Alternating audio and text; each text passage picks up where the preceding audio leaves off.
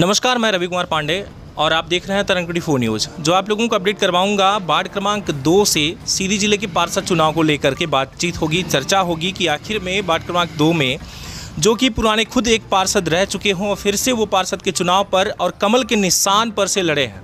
हम बात करेंगे उनसे ये चीज़ें कि आखिर में आपका जो विकासशील वार्ड क्रमांक 2 जो क्षेत्र रहा कैसा रहा, पहले आपने क्या एक्सपीरियंस और क्या जनता से आपको अपील रही और क्या आप जनता के लिए आपने किया, सारी बातें करेंगे और जानेंगे कि आखिर पर इस बार जो है आपके क्या सिद्धांत हैं और किस मुद्दे को लेकर के आप चुनाव में फिर से आए हैं। तो पहले तो आपका नाम जानना चाहूँगा। हमारा नाम है सर सुरेंद्र प्रसाद गुप्ता जी। आप ये दोबारा से पार्षद के चुनाव पर लड़ रहे हैं? जी। और कमल के निशान पर फिर से? कमल के निशान पर। इसके पहले भी उसी से आप? हाँ, कमल के निशान से थे वार्ड क्रमांक 1 में। जी। वार्ड क्रमांक 1 में आप थे, इस बार 2 में है। जी सर। 1 का क्या विकास रहा? एक सर जो हमारा शासन की योजना आता है अपना का मान लीजिए रोड, नाली और जैसे मान लीजिए स्ट्रीट लाइट वगैरह है, खाद्यान्न वगैरह है, जो जिसका सब योजना मिल रहा है सर उसको हम उनके घर तक पहुंचाते हैं सर, इसमें कमी नहीं करते। यहाँ पर नालियों की सफाई को लेकर के चर्चा आई थी कि नालियों की सफाई नहीं हो रही, यहाँ पर गंदगी बहुत ज़्यादा है, उस पर क्या कहेंगे? नहीं सर, ऐसा तो हमारे वार्ड क्रमांक 1 में नहीं था जी, अभी तक नहीं था। नहीं, कहीं ना कहीं ये बातें आई जनता के से, जब बात निकल कर आती है कि भाई हमारे घर में पानी भर जाता है, नालियाँ साफ़ नहीं हो रही, या जनता को लेकर के आप अभी क्या सोच रहे हैं कि आगे हम क्या विकास करेंगे? सर ये जो ऐसा समस्या होगी तो उसको समाधान करवा देंगे सर, ऐसा कोई बात नहीं है। इस समय सर हम वार्ड क्रमांक 2 में उतरे हैं, उसका भी जैसा वार्ड क्रमांक 1 का हम उजाला कर दिए हैं सर, अच्छा विकास कर दिए हैं हर प्रकार का, उसी प्रकार वार्ड क्रमांक 2 में करेंगे।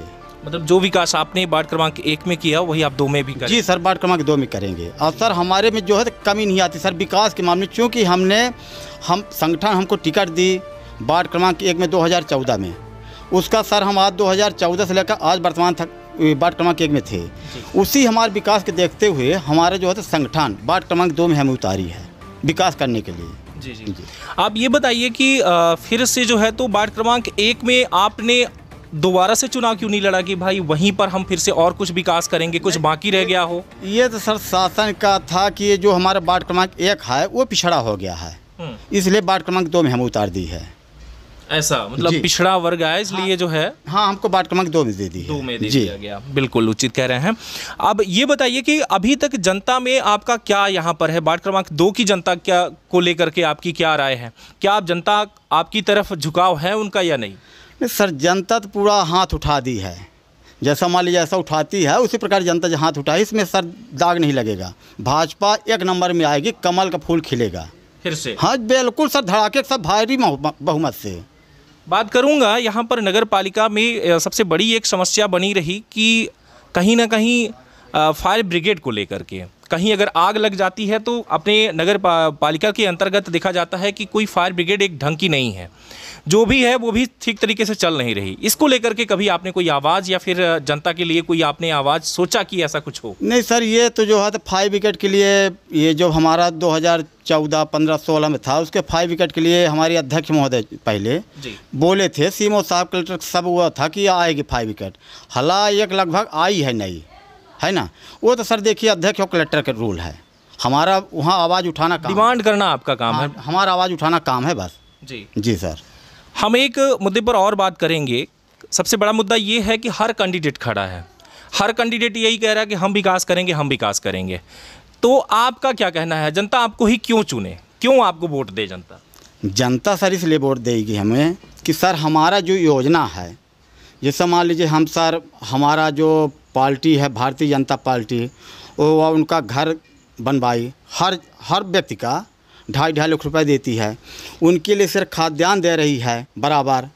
और सर जैसा मान लीजिए जिसको बोलते हैं सर, जैसे मान लीजिए लड़का बच्चा जब होते हैं उसका सर पूरा आहार दे रही है, और सर मृत के लिए दे रही, माने बराबर पुजारी सर, इसलिए देगी जनता, हमें वोट देगी, ऐसा कोई बात नहीं है।